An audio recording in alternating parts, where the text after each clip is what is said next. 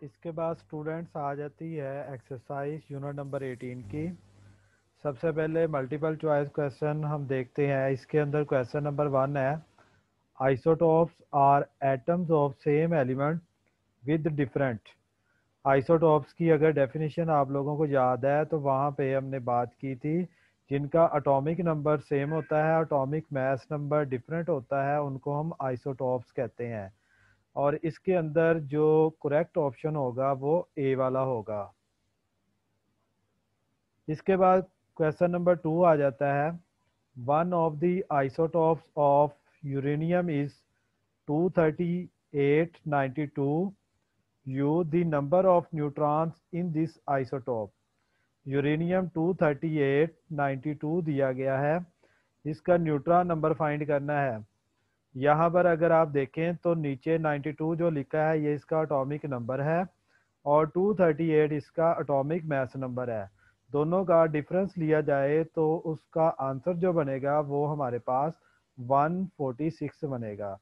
तो इसका जो एग्जैक्ट ऑप्शन होगा वो बी वाला होगा। इसके बाद स्टूडेंट क्वेश्चन नंबर 3 आ जाता है, which among the following radiation has more penetrating power. अगर आप लोगों को याद हो अल्फ़ा बीटा गैमा रेडिएशन की प्रॉपर्टीज़, तो हमने ये बात की थी जो गैमा रेडिएशन होती हैं उनकी सबसे ज़्यादा पेनिट्रेटिंग पावर होती है। तो इसका जो एग्जैक्ट ऑप्शन होगा वो बी वाला होगा।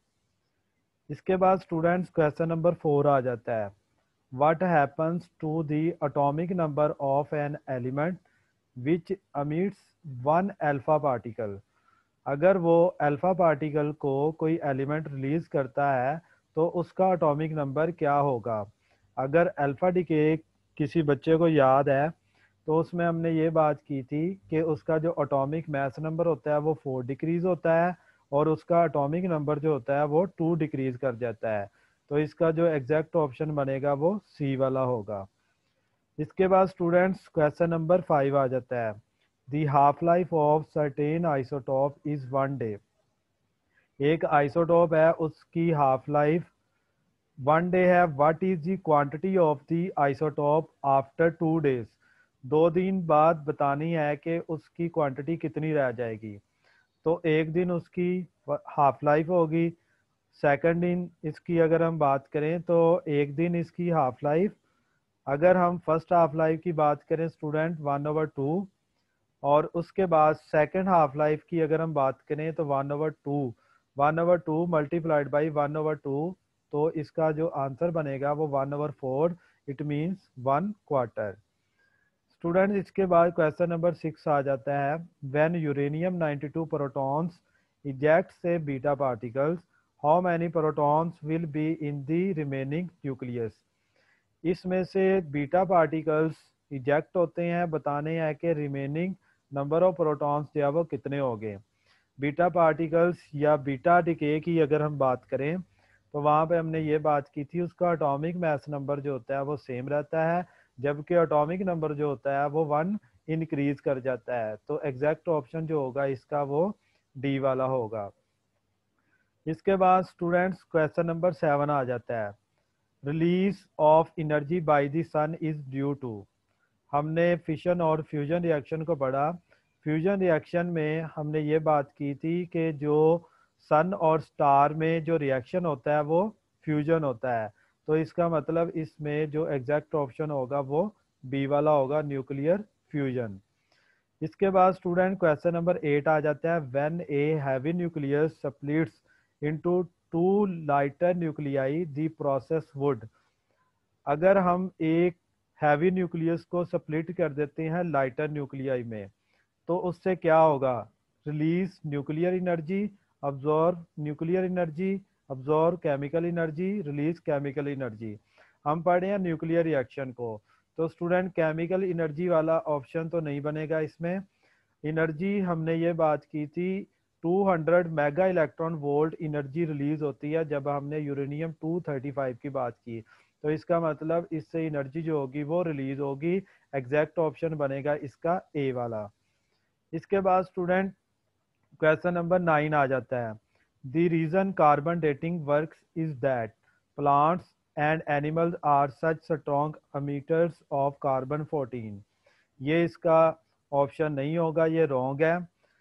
इसके बाद बी वाले को अगर हम देखें, आफ्टर ए प्लांट और animal dies it stops taking in fresh carbon 14।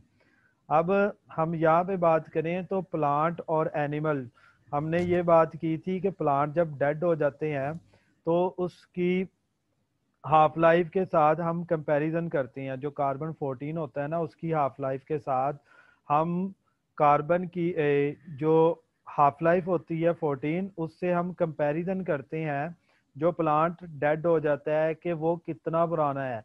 तो जैसे ही वो डेड हो जाता है उसके बाद वो कार्बन 14 को टेक नहीं करता। तो स्टूडेंट यहाँ पे इसका जो एग्जैक्ट ऑप्शन होगा वो बी वाला होगा। इसके बाद इसकी रिव्यू एक्सरसाइज आ जाती है। Question number 18.1, what is the difference between atomic number and atomic mass number. Atomic number और एटॉमिक मास नंबर के अंदर डिफरेंस क्या है और इसकी सिंबॉलिक रिप्रेजेंटेशन क्या है। तो प्रीवियस लेक्चर में हमने एटॉमिक नंबर और एटॉमिक मास नंबर को डिफाइन भी किया और उसकी सिंबॉलिक रिप्रेजेंटेशन भी देखी थी। इसके बाद student 18.2, what do you mean by the term radioactivity, why some elements are radioactive but some are not. तो जब नेचुरल रेडियो एक्टिविटी की डेफिनेशन की गई तो वहाँ पे बताया गया कि स्टेबल और अनस्टेबल न्यूक्लियाई होते हैं। तो स्टूडेंट जिनका एटॉमिक नंबर 1 से लेकर 82 तक होता है वो स्टेबल है, और जिनका एटॉमिक नंबर 82 से ग्रेटर होता है वो अनस्टेबल होते हैं।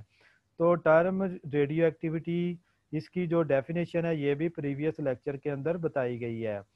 इसके बाद स्टूडेंट 18.3 आ जाता है, how can we make radioactive elements artificially, describe with a suitable example. अगर आप लोगों को याद हो रेडियो आइसोटॉप्स का हमने एक आर्टिकल पढ़ा था, तो वो सारा प्रोसेस आर्टिफिशियल रेडियो एक्टिविटी का है। तो आप इसका आंसर जो है वो यहाँ पे लिख सकती हैं 18.3 क्वेश्चन का। 18.4 आ जाता है, what are the three basic radioactive decay process and how do they differ from each other. जो रेडियो एक्टिव डिके है वो कौन कौन से हैं, अल्फा बीटा और गैमा डिके। ये भी प्रीवियस लेक्चर में हमने बात की है। तो तीनों के अंदर जो है वो डिफरेंस क्या है, आपने इनकी जनरल इक्वेशन जो होगी वो लिख देनी है कि तीनों की इक्वेशन के अंदर जो डिफरेंस होगा वही इनका बेसिक डिफरेंस बनेगा। इसके बाद स्टूडेंट 18.5 आ जाता है, write the alpha decay process for protactinium 23491, identify the parent and daughter nuclei in this decay. हमने यहाँ पे आइडेंटिफाई करना है कि पेरेंट और डॉटर न्यूक्लियाई कौन से हैं इस डिके के अंदर। तो स्टूडेंट ये जो प्रोडक्टिनियम है ये हमारे पास एक पेरेंट न्यूक्लियाई है। अब ये डॉटर में जब कन्वर्ट होता है तो यहाँ पे एक्टिनियम 23089 बनेगा और उसके साथ हीलियम निकलेगा, क्योंकि उसने बताया है कि अल्फा डिके प्रोसेस है। तो हीलियम यहाँ से निकलेगा तो यहाँ पे 4 और ये 2 इसका एटॉमिक नंबर होगा। स्टूडेंट अब इसका पेरेंट प्रोडक्टिनियम 23491 है और इसका डॉटर जो होगा वो एक्टिनियम 23089 और उसके साथ हीलियम होगा। इसके बाद 18.6 है, explain whether the atomic number can increase during nuclear decay, support your answer with an example. तो हमने वो न्यूक्लियर डिके लिखनी है जिसमें इसका एटॉमिक नंबर जो होता है वो इंक्रीज होता है। तो हमने बात की थी जो बीटा डिके होती है उसमें इसका एटॉमिक नंबर इंक्रीज कर जाता है। तो यहाँ पे आपने बीटा डिके को लिख देना है 18.6 में। इसके बाद स्टूडेंट 18.7 आ जाता है, what do you understand by half life of A radio active element. यहाँ पे आपने हाफ लाइफ की डेफिनेशन लिख देनी है। इसके बाद स्टूडेंट 18.8 आ जाता है, is radio activity A spontaneous process, elaborate your answer with a simple experiment. तो स्पॉन्टेनियस प्रोसेस ये बता दिया गया है नेचुरल रेडियो एक्टिविटी के अंदर। वहाँ पे हमने एक लेड बॉक्स लिया था और उसके साथ जो फोटोग्राफिक प्लेट थी उसको रखा था, तो साथ में हमने ऑब्जर्व किया था अल्फा बीटा गैमा को। स्टूडेंट ये भी प्रीवियस लेक्चर के अंदर बात हो चुकी है। इसके बाद 18.9 आ जाता है what is meant by background radiation and list some source of background radiation. यहाँ पे बैकग्राउंड रेडिएशन के सोर्स लिखने हैं और बैकग्राउंड रेडिएशन का मीन लिखना है। इट मीन्स के इसकी डेफिनेशन लिखनी है। ये भी प्रीवियस लेक्चर के अंदर आप लोगों को बता दिया गया है। इसके बाद 18.10 describe two uses of radioisotopes in medicine industry or research. Medicine industry और रिसर्च में रेडियो आइसोटॉप का क्या इस्तेमाल है, ये भी हमने यूजेस ऑफ रेडियो आइसोटॉप्स में बात कर ली है। इसके बाद स्टूडेंट्स आ जाता है 18.12 कंप्लीट दिस न्यूक्लियर रिएक्शन। इस न्यूक्लियर रिएक्शन को हमने कंप्लीट करना है। यूरेनियम 235 है, 92 है, तो उससे हमें एक्स, यहाँ पे उसने एक एलिमेंट लिखा है एक्स है, 240 और 54। अब यहाँ पे इंटेरोगेटिव साइन है, उसने कहा है कि यहाँ पे बताएं कौन सा एलिमेंट आएगा, उसका एटॉमिक नंबर और उसका मैथ नंबर क्या होगा। साथ में यहाँ पे देखें 2 न्यूट्रॉन है। Does this reaction involve fission और fusion, justify your answer. Students यहाँ पे देखें वाई 93 और 38, यहाँ पे इसका जो एक्स है देखें 140 है, 140 इसका एटॉमिक मैथ नंबर यहाँ पे कुछ चला गया, कुछ यहाँ पे 93 यहाँ पे बचेगा, एटॉमिक मैथ नंबर ये वाई एलिमेंट को जाएगा और 38 इसका एटॉमिक नंबर होगा। तो बाकी जो 2 बचे हैं वो 2 न्यूट्रॉन यहाँ पे इजेक्ट होंगे।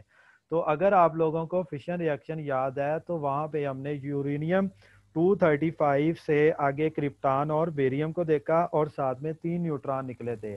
अब यहाँ पे एक्स और वाई ये हमारे पास 2 एलिमेंट हैं, दोनों एलिमेंट जो है वो स्प्लिट होते हैं यहाँ पे किससे, एक बारी न्यूक्लियस जो यूरेनियम है ये लाइटर न्यूक्लियाई के अंदर डिवाइड होता है। तो साथ में क्या होता है कि 2 न्यूट्रॉन इजेक्ट होते हैं, तो इट मीन्स कि ये फिशन रिएक्शन होगा। स्टूडेंट्स इसके बाद 18.13 क्वेश्चन आ जाता है, nuclear fusion reaction is more reliable and sustainable source of energy than nuclear fission chain reaction, justify this statement with plausible arguments. इसके बाद स्टूडेंट्स 18.3 का जो आंसर है, in fusion process a huge quantity of heat energy is produced as compare to fission process.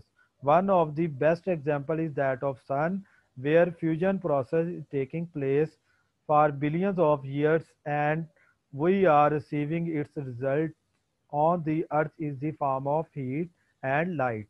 तो जो 18.13 है ये इसका आंसर है कि हमारे पास जो फ्यूजन रिएक्शन है ये कहाँ पे होता है, सन है, तो सन एक एनर्जी का बहुत बड़ा सोर्स है। इसके बाद स्टूडेंट इसके प्रॉब्लम्स आ जाते हैं, वो प्रॉब्लम्स हम देखते हैं कि हमने कौन कौन से करने हैं और उसका सोल्यूशन क्या है। Students problem number 1, the half life of nitrogen 16 7 is 7.3 seconds. A sample of this nuclide of nitrogen is observed for 29.2 seconds. Calculate the fraction of the original radioactive isotope remaining after this time. उसने कहा है कि एक nitrogen है उसकी half life 7.3 second है, 29.2 second के बाद बताना है कि वो उसका फ्रैक्शन कितना डिक्रीज हो जाएगा। इट मींस के जो रिमेनिंग हमारे पास सैंपल बचेगा वो ओरिजिनल सैंपल का या ओरिजिनल एक्टिविटी का कितना फ्रैक्शन जो है वो ये डिक्रीज करेगा। तो 7.3 इसकी हाफ लाइफ है, टाइम उसने जो हमें दिया है ना टोटल टाइम वो 29.2 सेकंड है। अब इसमें जो रिक्वायर्ड डाटा है वो हमारे पास होगा इसका फ्रैक्शन, हमने फ्रैक्शन फाइंड करना है। स्टूडेंट्स फ्रैक्शन फाइंड करने के लिए अगर हम देखें तो हमारे पास जो फार्मूला है n is equal to n naught multiplied by 1/2 की पावर t। तो ये 1/2 की पावर t ये फ्रैक्शन होगा ओरिजिनल एक्टिविटी को चेक करने का। अब देखें कि ये रिमेनिंग है हमारे पास n, अब उसने कहा है कि ओरिजिनल का कितना फ्रैक्शन ये डिक्रीज करेगा। तो यहाँ पे देखें ज़रा ये t लिखा हुआ है ना जो पावर में, ये इसके नंबर ऑफ हाफ लाइफ है। तो हमारे पास हाफ लाइफ भी गिवन है और उसके साथ उसका टाइम भी गिवन है, हम number of half life find कर सकते हैं। तो 29.2 divided by 7.3 is equal to 4। अब 4 हमारे पास नंबर ऑफ हाफ लाइफ आ गए, इट मीन्स के स्मॉल टी की वैल्यू आ गई। अब हमने क्या करना है, स्मॉल टी की वैल्यू को यहाँ पे पुट करना है। तो 1/2⁴ ये बनता है 1/16। उसने जस्ट ये पूछा है कि कितना फ्रैक्शन उसका डिक्रीज होगा। तो यहाँ पे आप देख लें कि हमने जो आंसर लिखना है वो 1/16 लिखना है। तो स्टूडेंट ये 1/16 इतना फ्रैक्शन जो होगा वो उसका डिक्रीज कर जाएगा। इसके बाद स्टूडेंट न्यूमेरिकल नंबर 2 आ जाता है। Cobalt is radio active element with half life of 5.25 years. What fraction of the original sample will be left after 26 years. ये भी सेम न्यूमेरिकल नंबर 1 की तरह है स्टूडेंट्स। अब इसके अंदर उसने जो हाफ लाइफ दी है वो 5.25 ईयर्स है। अब यहाँ पे हमने जो है वो क्या करना है, इसमें भी सेम डाटा जैसे आपने ऊपर लिखा है, गिवन डाटा, रिक्वायर्ड डाटा। अब यहाँ पे देखें कि हमें जो है वो नंबर ऑफ हाफ लाइफ चाहिए। हमने number of half life find करनी है स्टूडेंट उसी मेथड से। तो अब यहाँ पे देखें 26 divided by 5.25 is equal to 5। Students इसका जो एग्जैक्ट जो है वो फिगर इसका 5 नहीं आता, नियरेस्ट टू 4.95 होता है। तो हम इसको अप्रोक्सीमेटली 5 लिख देते हैं। तो सिमिलरली इसका जो आंसर बनेगा वो हमारे पास 1/2⁵ बनेगा। तो 1/2⁵ इट मीन्स के ये 1/32 बन जाएगा। इतना फ्रैक्शन इसका जो है वो डिक्रीज करेगा। कितने टाइम के बाद, यहाँ पे 26 डिवाइडेड बाई 5.25। अब 26 जो उसका ना टोटल टाइम है, 5.25 इसकी हाफ लाइफ है। इसके बाद स्टूडेंट्स आ जाते हैं हमारे पास numerical number 3। Carbon 14 has half life of 5730 years. How long will it take for the quantity of carbon 14 in a sample to drop to 1/8 of the initial quantity. Students अगर आप लोगों को याद हो, हमने एक एग्जांपल की थी 18.2। तो सेम मैंने बताया था कि न्यूमेरिकल नंबर 3 और 9 उसी की तरह है। तो अब यहाँ पे देखें हमारे पास जो सैंपल है कार्बन 14 का, उसने कहा है कि डिक्रीज कर जाता है ओरिजिनल का 1/8। अब उसकी हाफ लाइफ है 5730 ईयर्स। अब हमने क्या फाइंड करना है, इसका टाइम। उसने कहा है कि उसका टाइम फाइंड करें कि जहाँ पर इसका ओरिजिनल एक्टिविटी का जो सैंपल है हमारे पास वो 1/8 डिक्रीज कर जाता है। तो अब हमने क्या करना है, फार्मूला वही वाला यूज करना है, n is equal to n naught multiplied by 1/2⁵t। अब ये फार्मूला हमें सिर्फ इस बात की हेल्प करेगा, इसका काम ये होगा कि हमें सिर्फ और सिर्फ नंबर ऑफ हाफ लाइफ देगा। हम number of half life find करेंगे उस फार्मूले से। उस फार्मूले से नंबर ऑफ हाफ लाइफ जैसे ही फाइंड हो गए, हम हाफ लाइफ के साथ मल्टीप्लाई करके इसका टोटल टाइम फाइंड कर लेंगे। तो स्टूडेंट यहाँ पे हमने क्या किया कि ये हमारे पास value n is equal to n0/8 है। तो इसकी वैल्यू पुट की, n0 से कैंसिल हो गया, डिवाइडेड बाई ये 8 है। 8 को हमने जो है वो 2 की पावर के अंदर लिख दिया। तो ये बन जाएगा हमारे पास, इसकी बेस भी 2 है, इसकी बेस भी 2 है। तो t की वैल्यू जो होगी वो 3 आ जाएगी। इट मीन्स के नंबर ऑफ हाफ लाइफ हमारे पास 3 आ गए हैं। तो स्टूडेंट जो उसका आंसर बनेगा, यहाँ पे हम क्या करेंगे, इसको मल्टीप्लाई करेंगे हाफ लाइफ के साथ। तो 17190 इतने ईयर जो है वो इसका आंसर होगा। आप इसको साइंटिफिक फॉर्म में भी लिख सकते हैं, बुक के ऊपर साइंटिफिक फॉर्म के अंदर भी इसका आंसर मौजूद होगा। स्टूडेंट इसके बाद न्यूमेरिकल नंबर 5 आ जाता है। ये जो हमने पहले 3 न्यूमेरिकल किए हैं, ये तीनों न्यूमेरिकल जो है वो इम्पोर्टेंट है एग्जामिनेशन पॉइंट ऑफ व्यू से। इसके बाद क्वेश्चन नंबर जो 5 है, प्रॉब्लम 5 के अंदर उसने कहा है कि एक रेडियो एक्टिव एलिमेंट है, उसकी हाफ लाइफ 10 मिनट्स है। If the initial count rate is 368 counts पर minute, find the time for which count rates reach 23 count पर मिनट। आप लोगों ने सेकंड ईयर के अंदर एक जीएम काउंटर पढ़ना है। वो क्या काम करता है, वो एक रेडियो एक्टिव जो एलिमेंट होता है उससे निकलने वाली रेडिएशन को काउंट करता है। अब इसका मतलब यह है कि उसने कहा है कि यहाँ पे 368 काउंट्स करता है वो 1 मिनट के अंदर। 23 काउंट रेट जब रह जाता है ना उसका, 23 काउंट्स पर मिनट। अब इतने काउंट रेट कितने टाइम के बाद जो है वो रह सकते हैं, तो इसका मतलब यह है कि हमने यहाँ पे इसका टोटल टाइम फाइंड करना है। तो हाफ लाइफ उसकी जो है वो 10 मिनट्स है। इनिशियल काउंट रेट इसका 368 है। तो स्टूडेंट्स हमने फाइंड करना है इसका टोटल टाइम। हम क्या करेंगे यहाँ पे इसकी first half life, it means कि हमने इसके number of half life find करने हैं। फर्स्ट हाफ लाइफ में हम क्या करेंगे, इसको 2 पे डिवाइड करेंगे 184 रह जाएगा।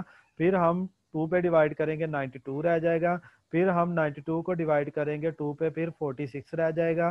फिर 46 को 2 पे डिवाइड किया तो 23 रह जाएगा। स्टूडेंट्स देखें कि हमारे पास जो 23 का काउंट रेट है वो फोर्थ हाफ लाइफ के बाद रह जाता है। तो इसका मतलब इसके नंबर ऑफ हाफ लाइफ जो होंगे वो 4 हो गए। हम इसको हाफ लाइफ के साथ मल्टीप्लाई करके इसका आंसर लिखेंगे 40 मिनट्स। तो स्टूडेंट्स ये इसका आंसर आ गया 40 मिनट्स के। 40 मिनट के बाद इसके जो काउंट रेट होंगे वो 23 रह जाएंगे। Students problem number 7, a sample of certain radioactive element has a half-life of 1500 years. If it has an activity of 32,000 counts per hour at the present time, then plot a graph of the activity of this sample over the period in which it will reduce to 1/16 of its present value.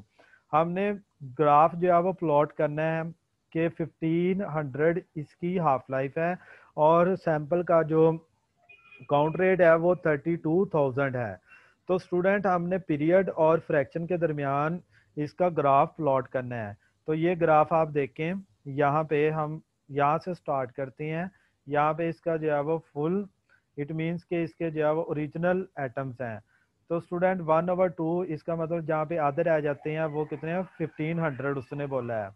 तो इसके बाद 1/4, 1/8, 1/16। तो यहाँ पे 1/16 तक इसका fraction हम लिखेंगे। तो यहाँ पे 1500, फिर 3000, फिर 4500 और उसके बाद 6000 रह जाएगा। तो स्टूडेंट्स ये न्यूमेरिकल नंबर 7 था। इसके बाद हमने न्यूमेरिकल नंबर 9 करना है। Ashes from a confined deep in a cave shows carbon 14 activity of only 1/8 the activity of fresh wood. How long ago was that campfire made? अब उसने कहा है कि एक गार्ड से जो है वो राख उसने देखी है वो के कार्बन 14 का एक सैंपल है उसके अंदर मौजूद, के वो राख उसमें जो जो उसकी कामफायर है, जो आग की बात कर रहा है, कि उसने कहा कि जिससे वो जलाया गया है, कि उसका देखा उसने ऑब्जर्व किया कि वो कार्बन 14 का 1/8 पार्ट था। हमने क्या करना है, हमने वो टाइम फाइंड करना है जिस वक्त ये कैंपफायर जो है वो बनाई गई है। स्टूडेंट्स ये सेम न्यूमेरिकल नंबर 3 की तरह है। न्यूमेरिकल नंबर 3 के अंदर जो सोल्यूशन हमने किया है वही सोल्यूशन इसका यहाँ पर आ जाएगा। कार्बन 14 डिक्रीज कर जाता है 1/8। उसके बाद इसकी हाफ लाइफ 57-30 ईयर्स है। तो सेम सोल्यूशन जो है वो न्यूमेरिकल नंबर 3 की तरह ही होगा। तो स्टूडेंट ये था आज का lecture. Okay, thank you so much. अल्लाह हाफिज़।